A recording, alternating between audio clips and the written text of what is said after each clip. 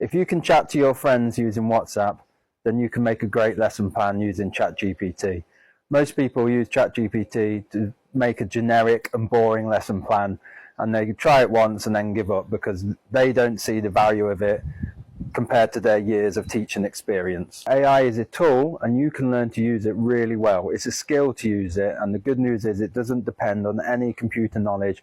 It doesn't depend on any coding. You don't need to be a computer genius to use it. You just know how to talk clearly. And you as a teacher can talk really clearly. You are able to communicate exactly what you want to your students. So if you can chat to your friends on WhatsApp, you can use AI. If you can give your students clear instructions, you can use AI. So I'm going to give you a framework to help you every time you interact with ChatGPT, for example, to produce the best results possible. So it's called the Risen framework, which was invented by Kyle Baumer, who I'm working with now. And you can use it to avoid boring output by giving boring, open-ended instructions to ChatGPT, like give me a lesson plan on Shakespeare. Because ChatGPT can do anything, you need to guide it in its thinking just like it's a student. Okay, so you imagine you're giving instructions to a particular student or a class, and so you guide it. And Kyle's framework is called the Risen framework, so R-I-S-E-N. So R stands for role. So you need to tell it that it is acting as a teacher with X years experience or whatever motivation is behind it. So you can say, act as a teacher with 30 plus years experience who wants to make a lesson plan. So for I instructions, you're going to give it a bit more guidance. So if you need to align your lesson plan with a particular curriculum, you can tell it to do that there.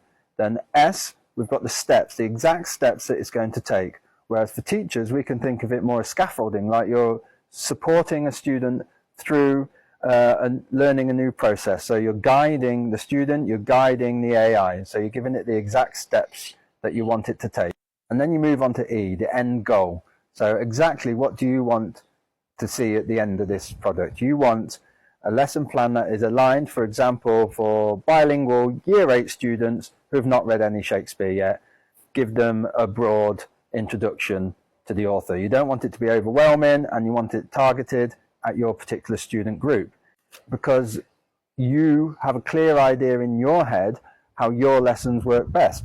So you say, I want this lesson plan to occupy 55 minutes of time, make it a 3-part lesson plan with a 10-minute starter activity that engages the students, a 5-minute concluding activity at the end, make it a student-centered lesson, and consider differentiation.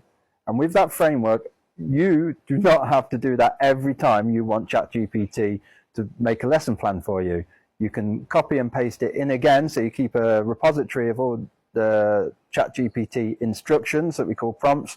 You keep that, and then you can just copy and paste it, changing Shakespeare to whatever is the next topic.